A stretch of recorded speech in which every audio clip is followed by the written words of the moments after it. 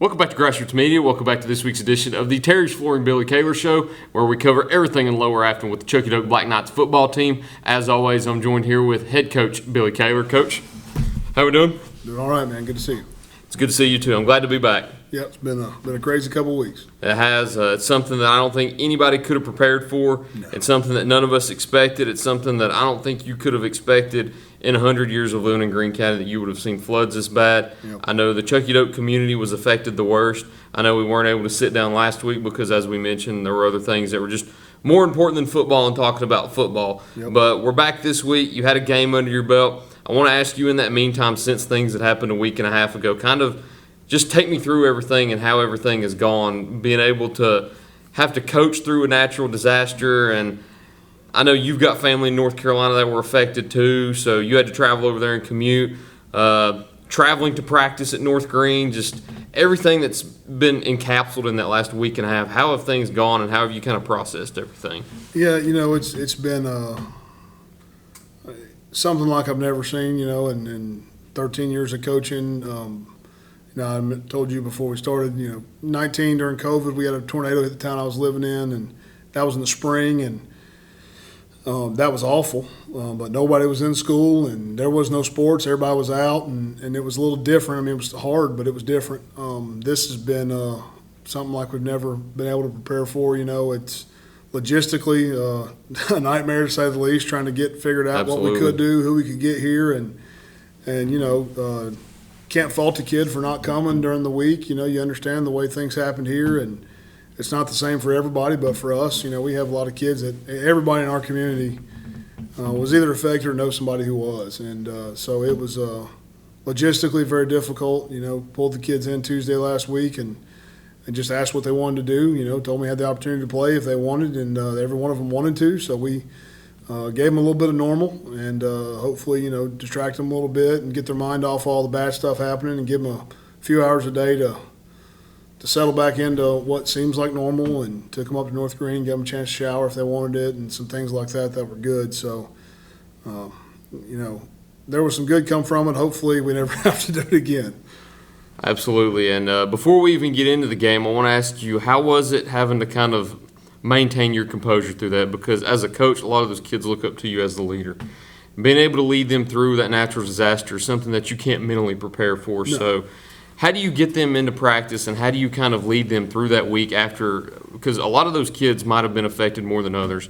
Some might not have been affected, and some may be fortunate, but some are less fortunate to where they might have had their basements flooded, or they might have had some of their belongings washed away. So as the leader, you've kind of got to lead them through that for the few hours that you get them a day here at football practice, and then lead them to a Friday night game. How do you kind of lead them through something like that, kind of get their minds off everything and put them at ease? Well, you just, you preach at them what we preach at them all the time is, things are hard, life is tough sometimes, and, life being tough is not going to ever change. It's the level of what happens and then how you respond to what happens. And, how we respond is a good picture of our community and how resilient our community is. And, and that's kind of what you do. You give them a chance of normal. You tell them, it's an unprecedented event, and there's no preparing for it. And football doesn't fix it, and football is not more important. But it's an outlet. It's an opportunity to gain some normal back and to teach yourself to respond in the face of adversity. And I think they took that. Game-wise didn't go how we wanted it, but I think they took that, and I think they played hard, and they grabbed a little bit of normal out of otherwise it's, like I said, an unprecedented event. And then take me through the game also, because you step into the game and it's obviously a very unusual week of practice. You've got to travel out to North Greene, which is quite a distance from Chuckey-Doak, and you've got to get everybody out there too. You've got to make sure everybody's accounted for while also going through practice, game planning for an important Region 1 3A game, and then you get down there to the game. Obviously, your mind probably isn't still all there, even though it's Friday night and that's the day that you're prepared for the game. But to go through it, I know it ended up in a 39-13 loss, but a lot of bright things, a lot of bright spots you could talk about from this game. I mean, you got Gage Hill back into the game after a scary situation a few weeks ago, got him into the end zone with a touchdown. Kipton Ball had another good night, 158 passing yards and a touchdown. You had the opportunity to let those boys heal a little bit after what they had just went through a week prior. So just take me through that game offensively and defensively and some of the things that you were happy with and want to work on. Well, I mean, I was happy with the effort at which we played. Obviously, execution wasn't good a lot of times, and obviously we need to improve on that. Up front, offensively, at times we ran the ball well at times, and then at times we had some missed assignments and things like that. Protection-wise, at times was really good. We were just really inconsistent offensively. We'd rip one off and pull a 7-yard run out of there or complete a pass, and you feel like, okay, we're in pretty good shape, and go back to the well, a couple plays later on something that we've been successful at, and we have a blown assignment, and or we drop a ball or whatever else, and it's the same thing defensively at times. We fill everything the right way, we read the pullers the right way, we fill it, we make tackles, and you're like, okay, we're in a 2-yard loss right here. Second 12 is good. I think of the first two scoring drives, I think we had them in 3rd and long and 4th and long like 4 times. So you get them in spots that you want, and then we have a busted assignment or a missed tackle or and something like that happens, and we give up an explosive play or a touchdown. And so there's a lot of bright spots. It's hard to pull bright spots sometimes for the kids because you feel like you're preaching them moral victories, and nobody counts moral victories. But at the same time, as a coach, there's a lot of things that we can improve on. There's enough bright there that we know we can do it. We just got to get consistent enough and muscle memory-wise to do the right thing, play in and play out. And you had 2 scoring drives in the game, the 1-yard touchdown run from Gage Hill, as I mentioned, and then you had a 52-yard receiving touchdown from Kipton Ball to Dominic Hanlon. Talk about both of those scoring drives and how they were set up, because I read the article, and I don't have it in my notes right here, but I know that you had to have a big chunk play to get down to the 1-yard line for Gage's plunge into the end zone. So talk about both of those scoring drives and how they were set up. We just kind of do what we did there, got ourselves in a long yard situation, and threw a deep ball and got a little pressure. Kipton moved the pocket a little bit, underthrew the ball probably just a little bit, and it got tipped out of the hands, and we had a running back run the wheel right behind it, who was Braden Green was heady enough to make the catch right there off a tip ball and take us down to the 1, and then did a good job up front. Gage walked it in untouched. That was nice. And then, we late in the game got ourselves in a long yard situation, unfortunately again, but got a good pocket, and Dom Hanlon hit the post, and Kipton threw him a good ball, walked away from it. So, there's flashes, man. There's flashes of stuff doing really, really well, and we just got to get more consistent at doing that. You step into another important Region 1 3A game this week with Johnson County. Traveling up the mountain to Johnson County this week, though, but before we preview that, we need to go ahead and get a break in first. So we'll get a word from our sponsors in. Don't go anywhere. We'll talk about that matchup this week with the Longhorns here in just a minute here on Grassroots Media. Pizza Inn's new Right Way Buffet is open and ready for you and your family. Now with new garlic buttery crust and stuffed crust pizza, along with salads and desserts. It's the best part of your day. The all-day, everyday buffet. Only at Pizza Inn Greenville.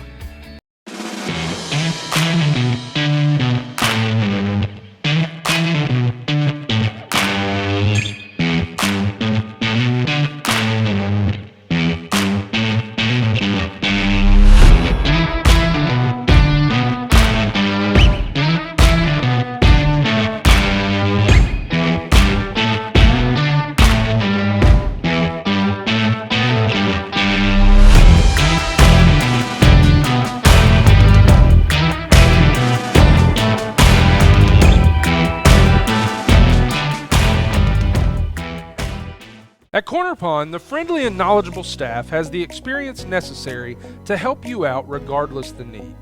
Have an item of value you'd like to pawn or sell? Corner Pond can help. They pawn numerous items of value, including firearms, tools, ammunition, silver, coins, and much more.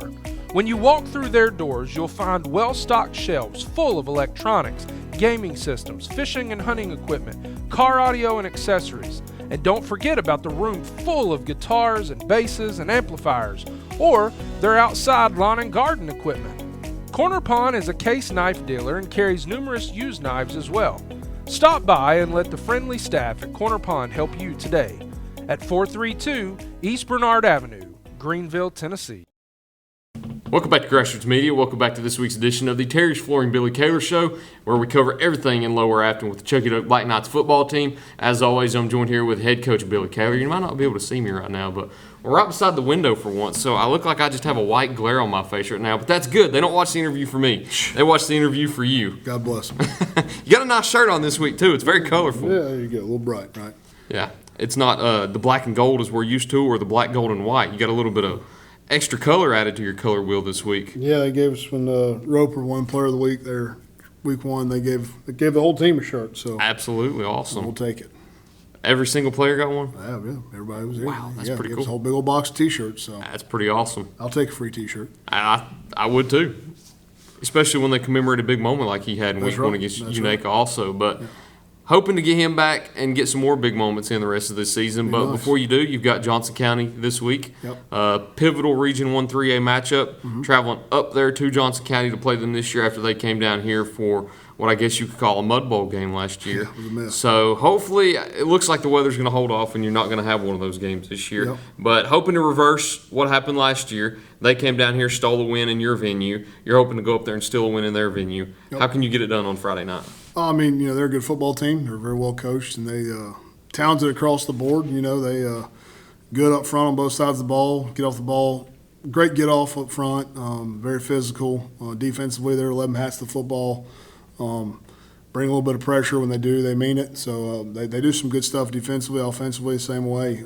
Talented quarterback can run it. He can spin it a little bit. They got some guys who can catch it. They got a good running back. So for us, it's going to be, we got to win line of scrimmage. That's going to be a huge step for us. We got to consistently win the line of scrimmage and keep ourselves out of either giving up explosive plays or getting ourselves behind the chains. Be consistent, win the line of scrimmage, and be consistent doing what we need to do, play in and play out. There's no magic wand when it comes to playing good football teams on the road. You've got to be clean. Cut down your penalties, win the line of scrimmage, and block and tackle.